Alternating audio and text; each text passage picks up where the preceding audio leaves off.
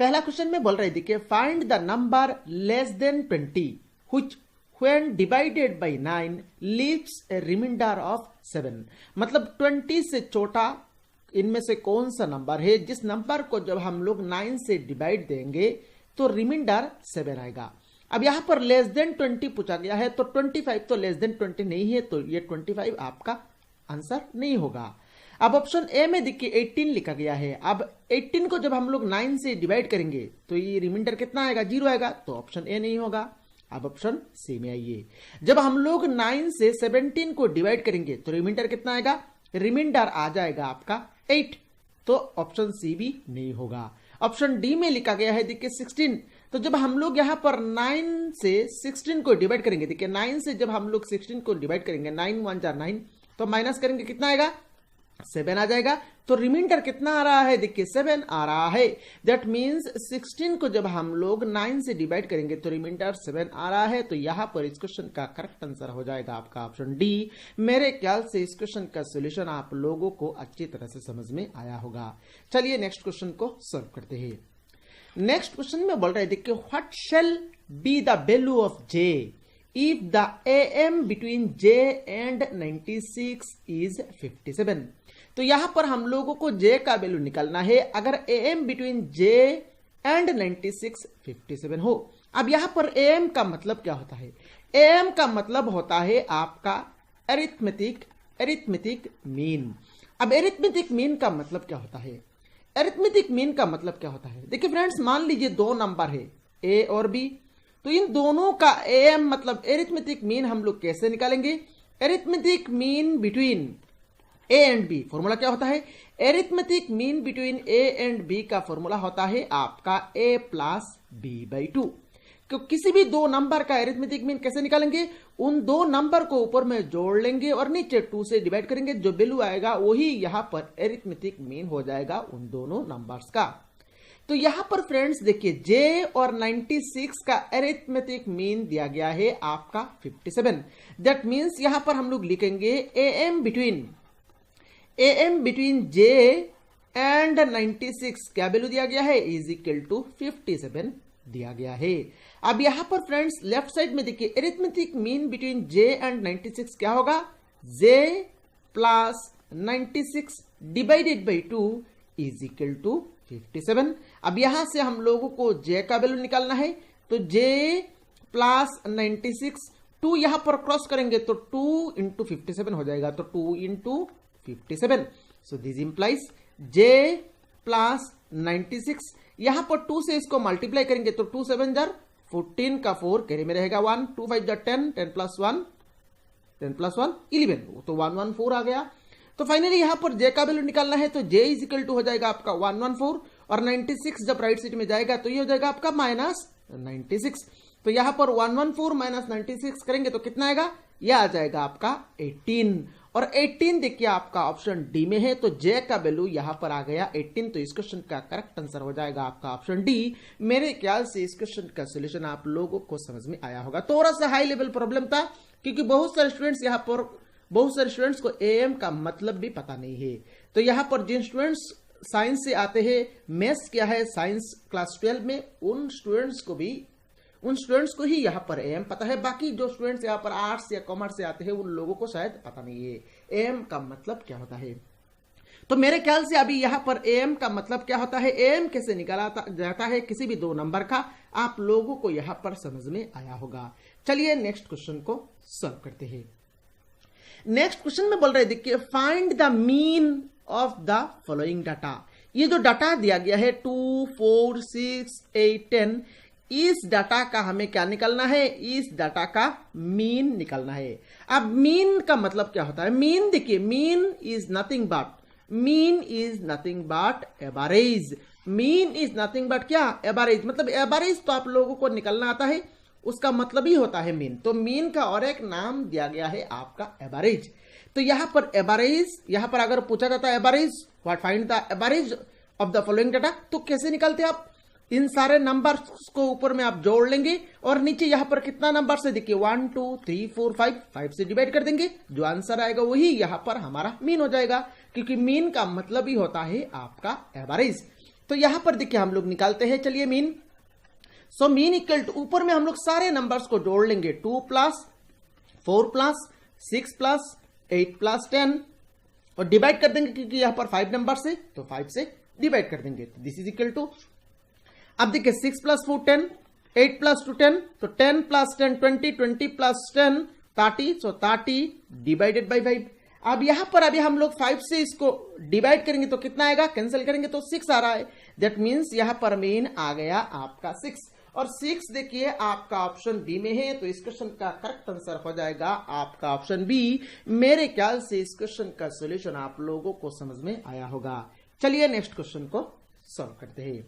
Next question में बोल रहे हैं, देखिए what is the sum of the first 11 natural numbers. पहला 11 नेचुरल नंबर का सम क्या होगा। अब नेचुरल नंबर क्या होता है, नेचुरल नंबर देखिए फ्रेंड्स 1 से शुरू होता है, 1 2 3 4 5 6 चलता है अप टू इन्फिनिटी तक।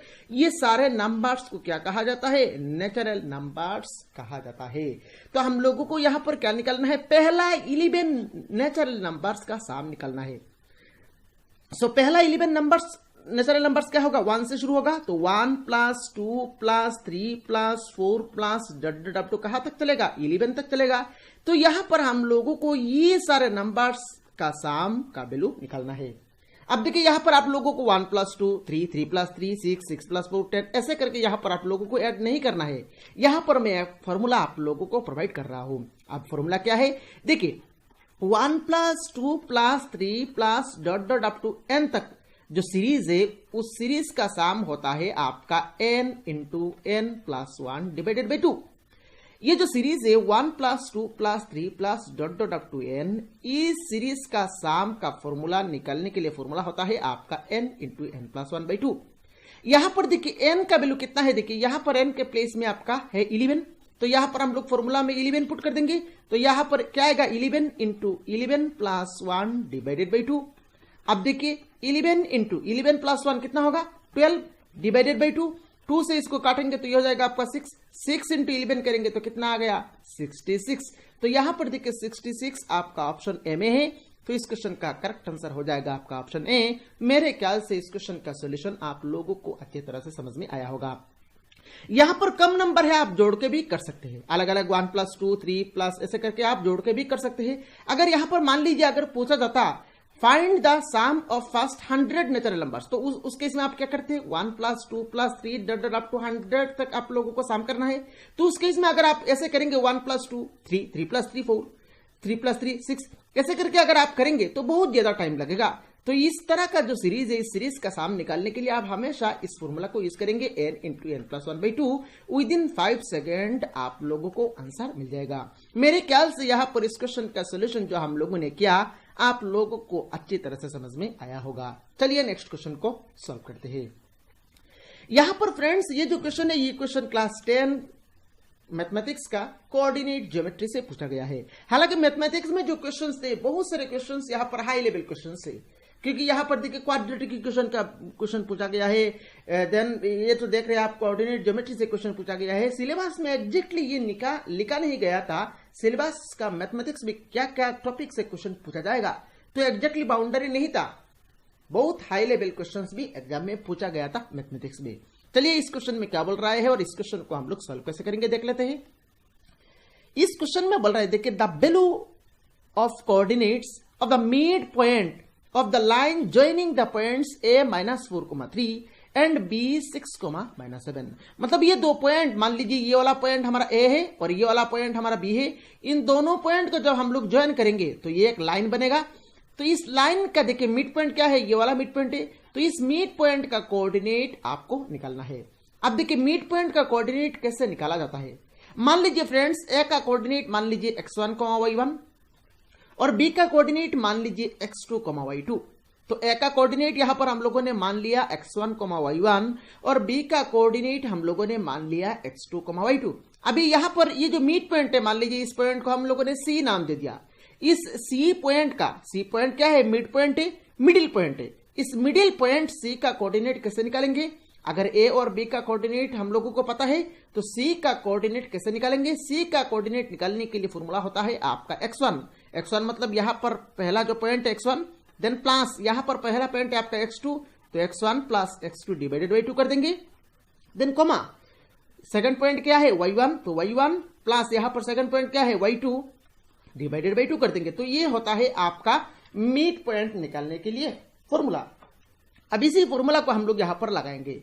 यहां पर देखिए x1 कितना है -4 और x2 कितना है 6, तो यहां पर फॉर्मूला क्या मिला है x1 प्लस x2 कितना है 6 डिवाइडेड बाई 2 कर देंगे, कॉमा y1 कितना है देखिए 3, देन प्लस y2 कितना है -7 divided by 2, this is equal to, आप 6 - 4 करेंगे तो ये हो जाएगा आपका 2 डिवाइडेड बाई 2, और यहां पर देखिए 3 प्लस और माइनस मिलकर हो जाएगा आपका -7 divided by 2, this is equal to 2 divided by 2, ये हो गया आपका 1, और 3 - 7 करेंगे तो ये हो जाएगा आपका -4 divided by 2, this is equal to 1, then -4 2 से इसको काटेंगे तो ये हो जाएगा आपका 2, तो फाइनली यहां पर आ गया आपका -2, दैट मीन्स 1, -2 आपका मिड पॉइंट का कोऑर्डिनेट आ गया, और 1, -2 आपका ऑप्शन ए में है, तो इस क्वेश्चन का करेक्ट आंसर हो जाएगा आपका ऑप्शन ए। मेरे ख्याल से इस क्वेश्चन का सोल्यूशन आप लोगों को समझ में आया होगा। तो फ्रेंड्स, बाकी जो क्वेश्चंस रह गए हैं उन क्वेश्चंस का सॉल्व करके मैं आप लोगों को जल्द से जल्द प्रोवाइड कर रहा हूं। आप यहां पर थोड़ी देर वेट करिए, मैं जल्द से जल्द यहां पर आप लोगों को प्रोवाइड कर रहा हूं। चलिए इस वीडियो को लाइक कर दीजिए, चैनल को सब्सक्राइब नहीं किया तो जल्द से जल्द सब्सक्राइब कर लीजिए। Thank you friends for watching.